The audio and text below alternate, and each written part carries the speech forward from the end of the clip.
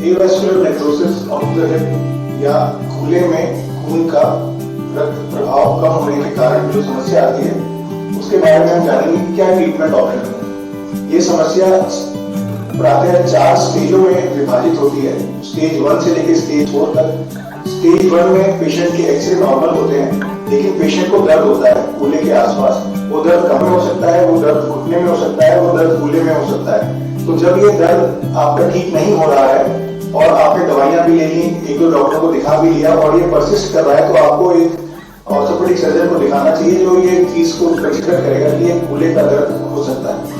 Stage 1 और stage 2 में जो दर्द रहता है वो काफी समय तक, कम से कम 3 से 6 महीने तक रहता है और उसके बाद ये बढ़ सकता है। तो स्टेज 1 और स्टेज 2 में एक्सरे नॉर्मल होते हैं, लेकिन एमआरआई में आपकी ये समस्या को पकड़ी जा सकती है। उसके लिए सही डायग्नोसिस होना जरूरी है कि हमें एमआरआई कूल्हे का चाहिए और कमर और घुटने का नहीं।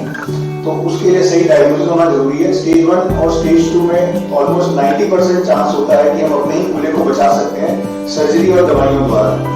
इसके आगे स्टेज आता है स्टेज 3, जिसमें कि जो कूल्हे को सपोर्ट करने वाला कार्टिलेज होता है, जो बीच की सतह होती है, वो चपटी होनी शुरू हो जाती है। उसमें भी बहुत स्पेशलाइज सर्जरी करके, और अगर वो अगली स्टेज में पकड़ लिया जाता है तो कूल्हे की सर्जरी करके उस स्टेज में भी करीब 70 से 80% चांस होता है कि हम कूल्हे को बचा सकें। कूल्हे को बचाने का मतलब है हम कूल्हे का प्रत्यारोपण जल्दी नहीं करना चाहते, स्पेशली इन यंग पेशेंट्स, क्योंकि हम ये जानते हैं कि जो कूल्हा प्रत्यारोपण किया जाता है वो आमतौर पर 15 से 20 साल ऑलमोस्ट 92% से 95% लोगों में सक्सेसफुल रहता है। और यदि हम 20 से 25 साल की उम्र में ही कूल्हे का प्रत्यारोपण करें तो जब तक पेशेंट 40 साल का होगा तब तक उसे दोबारा कूल्हा प्रत्यारोपण की आवश्यकता पड़ेगी।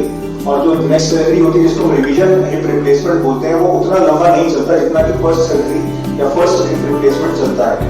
तो इसलिए हमें हर कोशिश करनी है कि हमें स्टेज 1 से स्टेज 3 के अगली तक हम कूल्हे को बचाने की सारी ऑप्शंस को एक्सप्लोर करें और हिप रिप्लेसमेंट से जहां तक हो सके बचें।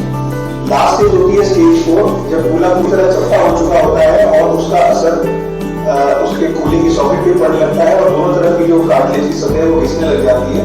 उस स्टेज पे कूल्हे को नहीं बचाया जा सकता और उस स्टेज पे जो इलाज रह जाता है वो है टोटल हिप रिप्लेसमेंट, जो कि जब करना पड़ता है तो एक अच्छा रिजल्ट देता है और सही समय पे और सही इंडिकेशन के करने के बाद और टेक्निकली अच्छी सर्जरी करने के बाद वो एक लंबे समय तक चलता है। धन्यवाद।